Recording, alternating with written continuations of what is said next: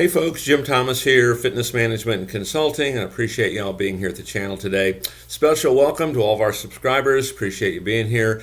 And for you folks that are finding us for the first time, this is your initial visit here to the channel, please consider subscribing as well. And to everyone, if you find the content beneficial, please hit that like button. And then to learn more about me, learn more about my company, please check out the links below. And I would point you initially to our courses section and the gym management playbook. And with a lot of clubs now getting reopened and some, stumbling a bit, and there's still some struggles out there, and a lot of folks looking to get into the business, the gym management playbook really was specifically designed to help you shorten that learning curve, maximize bottom line profitability. Take a look at it, see if it's for you. Hope to see you there soon. So with that said, our topic for you today, it's 7 essential tips to becoming a professional gym salesperson. 7 essential tips to becoming a professional gym salesperson. So number 1, be original and be genuine. Be original and be genuine. Be who you are. Okay, be you. Don't attempt to be somebody else. I know I've shared this story before. I did this more as a manager. When I became a manager, I had no clue how to do it. And so I thought I'm just going to do it like somebody else did it. And it was an enormous failure for me, and I knew if I didn't change quick, I was going to be out the door pretty quick. And so I eventually changed it, and I said, hey, if I'm going to fail at this, I'm going to fail being me. And so I just was me.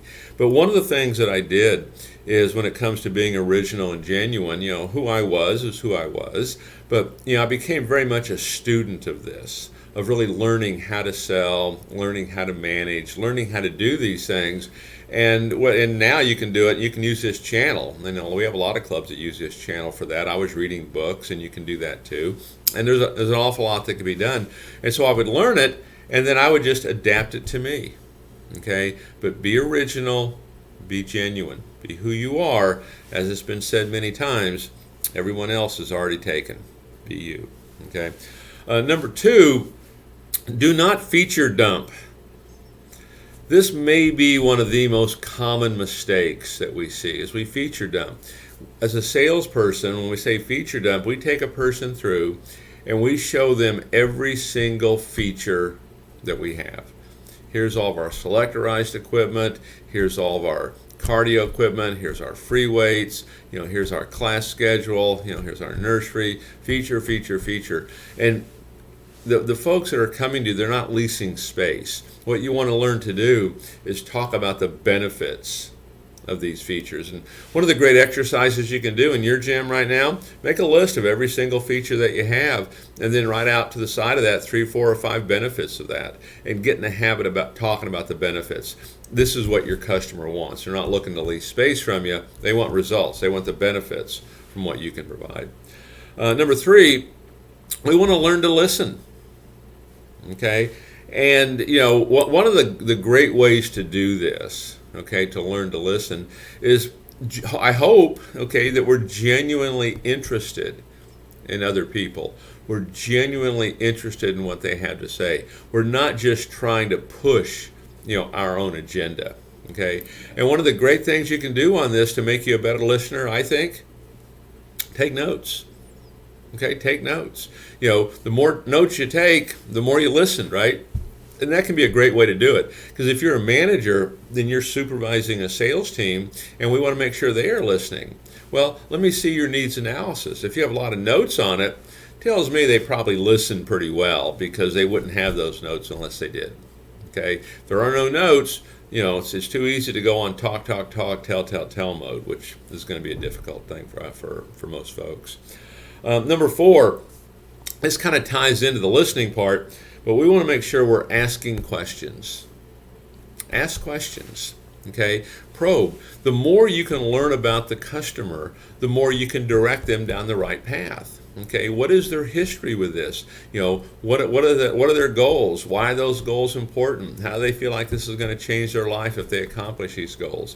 What have they tried before? What are they doing right now? Why did it work? Why did it not work? Okay, but ask questions. Become interested in folks. Okay, the more we can do that, the more we can probe, the easier this becomes really for everybody.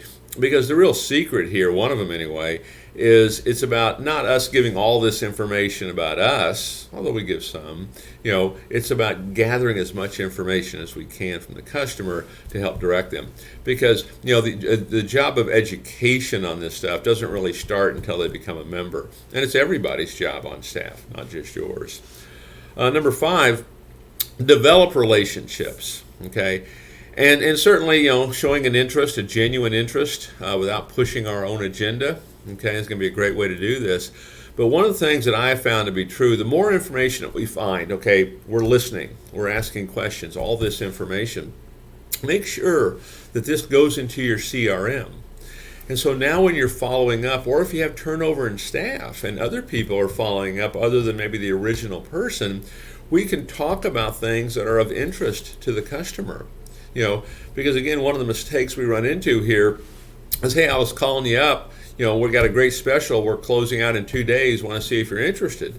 That's not going to be a strong relationship. So, but if we know about the person, we know, why they didn't get started, what's important to them, how it's going to change your life. This is going to make a big difference for you as you follow up. Make sure this information we get during that tour goes into that CRM. This can help you in a lot of things. Retention, and hopefully getting them to become a member of your gym, and so on and so forth. Number 6, be forthright. Be direct and straightforward. Don't be beating around the bush. Be direct and straightforward. Hey, if you're doing a closeout and tomorrow's the last day, tell them tomorrow's the last day. Tell them, hey, it's going to take 6 to 8 weeks just to get in the habit of coming in 2 to 3 times a week, and to get the body used to a regular exercise program again, and to really learn the equipment, okay, if you've never done it before, right?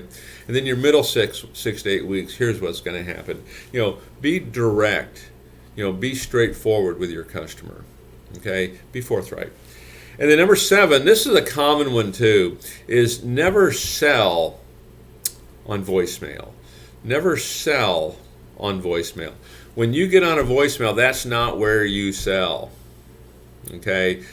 On voicemail, what you're trying to do is you want to have a conversation with them, and really what you're selling is you're trying to book the appointment.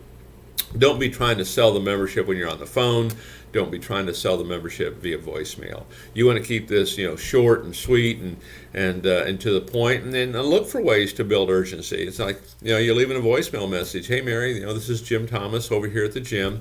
Hey, reason I'm calling, the last time we talked, you mentioned you were looking to lose about 15 pounds and looking to get back into shape. And the reason I'm calling, I have some really exciting information for you I wanted to share with you. And I'll actually be available today between 1:30 and 4 o'clock. Please give me a call, 555-1212. Okay, that's always been proven to be a very effective way, to get someone to hopefully give you a call back. What you don't do is don't try to sell. Okay, now if it's a closeout, you can go a different route and say, hey, Mary, reason I'm calling, last time we spoke, you mentioned you're looking to lose about 20 pounds and get back into shape. Reason I'm calling is that we are closing out our beginning of summer membership special. It's going to end on the 15th. Wanted to share that information with you. Please give me a call. So you can be direct right there, and maybe that's a little more moving toward the salesmanship part of it. But it's also being direct. It's being straightforward in terms of what you're doing. But don't get in the habit of trying to sell. All right. So 7 essential tips, to becoming a professional gym salesperson. Take a look at those. See which ones maybe we're doing right now, some of the ones that maybe we're not, and how can we incorporate some of this into the regular way that we do business. Folks, my name's Jim Thomas. My company is Fitness Management and Consulting. Hope to see you on that next video.